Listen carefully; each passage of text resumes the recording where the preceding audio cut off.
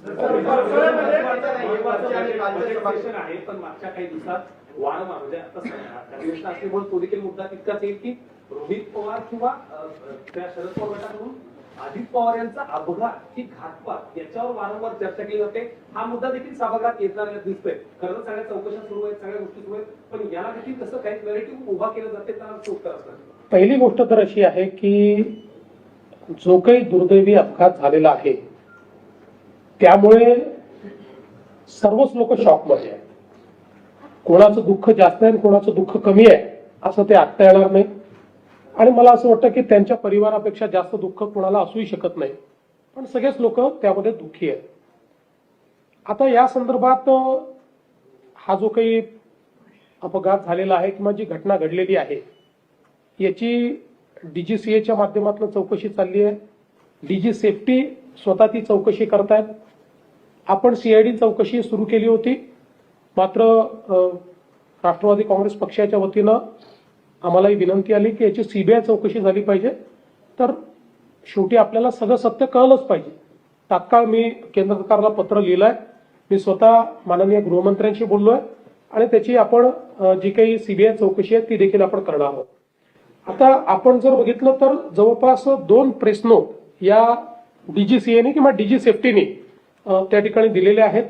त्याच्यामध्ये त्यांनी सांगितलंय की 13 निर्धारित मानकांवर ही त्यांची चौकशी जी आहे ती चौकशी सुरू आहे. डिजिटल फ्लाईट रेकॉर्डर जो आहे त्याचा डेटा त्यांनी पूर्णपणे डाउनलोड केलेला आहे. व्हॉइस रेकॉर्डर जो आहे त्याच्या संदर्भातही त्यांनी आपली भूमिका स्पष्ट केलेली आहे. त्यामुळे डेटा उपलब्ध होणार नाही अशी कुठलीच आता परिस्थिती त्या ठिकाणी नाही. त्या संदर्भात जी काही शेवटी ही विमानं परदेशात बनतात त्यामुळे तिथल्याही जो काही व्हॉइस रेकॉर्डर आहे त्याचा डेटा रिट्रीव्ह करण्याकरता त्यांची मदत ही त्या ठिकाणी घेतली जाते. आणि मलबा असेल, परिचालन किंवा मेंटेनन्स रेकॉर्ड असतील, या सगळ्यांची चौकशी चाललेली आहे. विशेषतः VSR ही जी कंपनी आहे या कंपनीचं पूर्ण ऑडिट हे DGCAने सुरू केलेलं आहे. आणि केवळ या अपघातापुरतं ते ऑडिट चाललेलं नाहीये, तर त्यांचं पूर्ण गेल्या काही वर्षाचं सगळ्या फ्लाईट्सचं ऑडिट हे त्या ठिकाणी अतिशय कडक पद्धतीनं करण्यात येत आहे. त्यांचे लॉगबुक्स असतील, तिथे FTDL जे असतं त्याचं ते योग्य प्रकारे पाहिले गेले की नाही, मेंटेनन्स योग्य प्रकारे होता की नाही, या सगळ्या गोष्टींचा त्या ठिकाणी चौकशी चाललेली आहे. त्यामुळे मला असं वाटतं की या सगळ्या चौकशीचा जो काही निकाल आहे त्याची वाट बघितली पाहिजे. अर्थात या संदर्भात कोणाच्या मनात शंकाच असू नये असं म्हणणाऱ्यांपैकी मी नाही. कोणाच्याही मनात शंका असेल तर माझं तर मत असं आहे की या संदर्भात ती शंका ही जी काही योग्य अथॉरिटी आहे त्या अथॉरिटीकडे व्यक्त केली पाहिजे. म्हणजे अगदी ज्यांच्या मनात शंका आहे त्यांनी DGCAला त्या शंकांच्या संदर्भातलं एखादं पत्र लिहावं किंवा आमच्याकडे दिलं तर आम्ही देखील ते पत्र हे DGCA पर्यंत पोस्ट करू. कारण कुठली शंका, व्हॅलिड शंका तर वेगवेगळ्या प्रकारच्या काही काढता येऊ शकतात, ते त्याच्याबद्दल म्हणत नाही.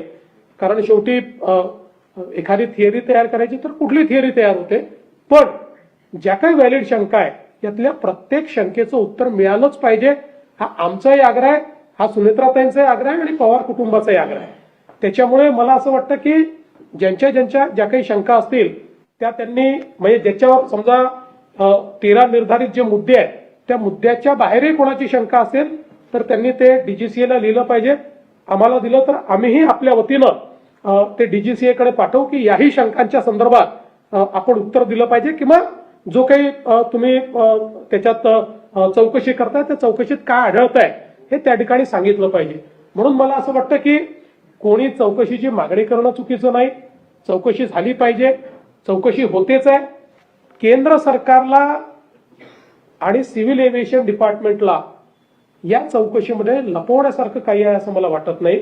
किंबहुना आम्ही सगळे रोज फ्लाय करतो, केंद्रातले मंत्री करतात, पंतप्रधान करतात, आम्ही सगळे करतो.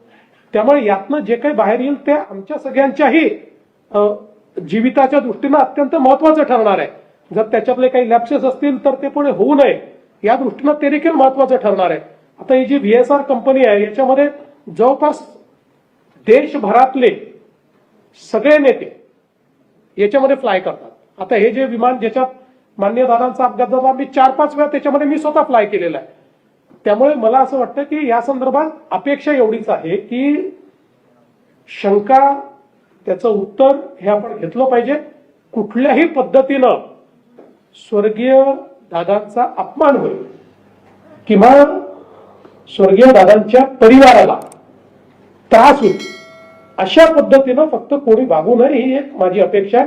बाकी कुठलेही प्रश्न जे आहेत ते प्रश्न विचारले पाहिजेत आणि ते प्रश्न योग्य ठिकाणी पोहोचले पाहिजेत.